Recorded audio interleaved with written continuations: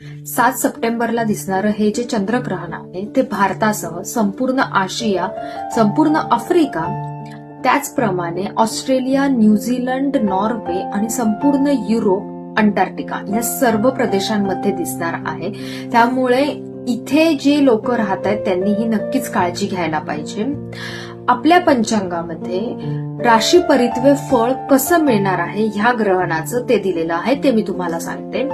काही राशींसाठी शुभ आहे, काही राशींसाठी मिश्र आहे आणि काही राशींसाठी अनिष्ट आहे.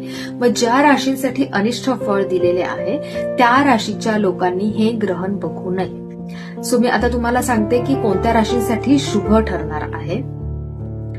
मेष, वृषभ, कन्या आणि धनु या राशींसाठी हे ग्रहण शुभ ठरणार आहे. मिथुन, सिंह, तूळ आणि मकर या राशींसाठी मिश्र फलदायी ठरणार आहे आणि त्याचप्रमाणे